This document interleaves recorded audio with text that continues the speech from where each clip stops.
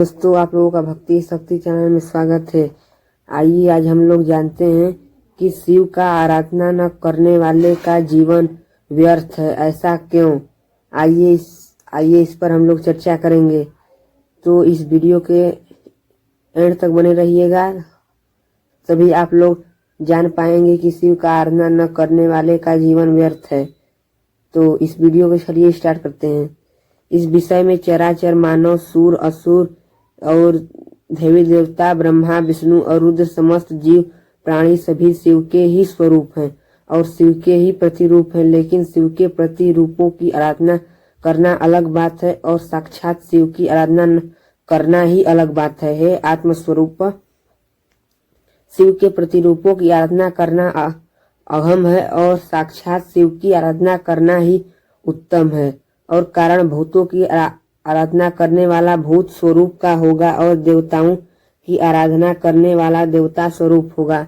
लेकिन शिव की आराधना करने वाला साक्षात शिव ही होगा। और इसलिए स्कंद पुराण कहता है कि शिवांग भूत विष्णुवाधा तस्मादेव शिवम यजते।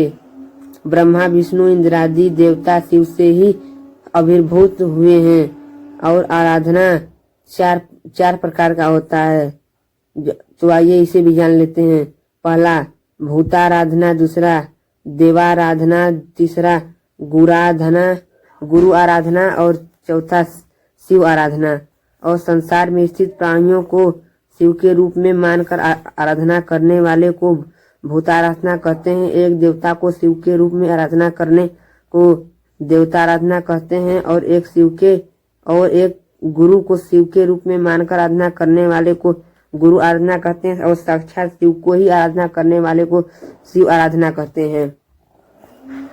और भूताराधना अगम है और इसके कारण भूतों की आराधना करने वाले भूत स्वरूप ही होंगे पर शिव स्वरूप नहीं होंगे। दूसरी आराधना देवता आराधना माध्यम है और इसके कारण देवताओं की आराधना करने वाला देवता स्वरूप ही होगा और शिव पर स्वरूप नहीं होगा। और तीसरी आराधना सिद्ध गुरु की आराधना उत्तम है।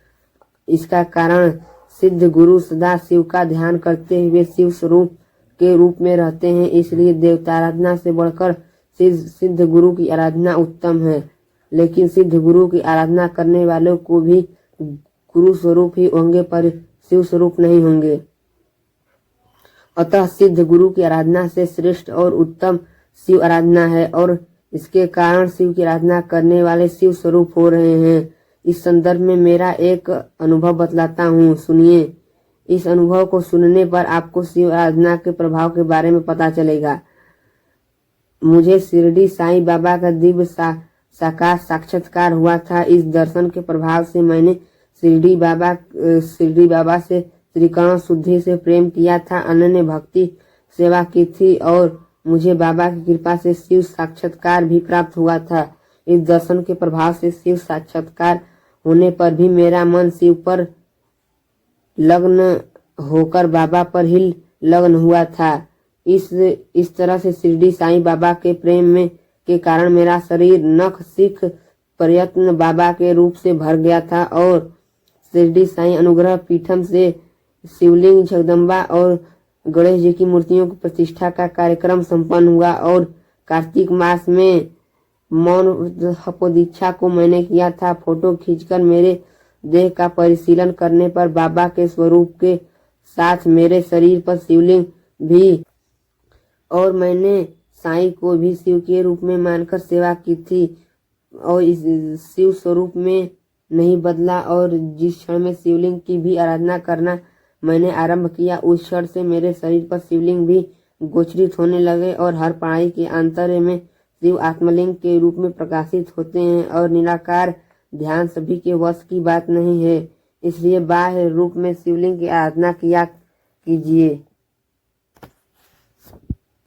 तो यहाँ पर यह वीडियो खत्म होती है दोस्तों। और आइए हम लोग कुछ और जानकारी ले लेते हैं। ये छोटी सी जानकारी है, इसे भी सुन लीजिए। शिव के समान शिव ही है और शिव के समान और दूसरा देव कोई नहीं है।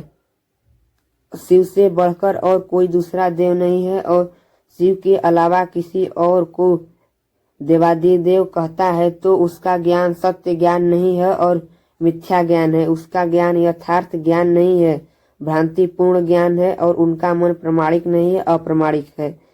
ये रमणानंद द्वारा लिखी गई है और इसे वैभव कांड के नाम से भी जाना जाता है।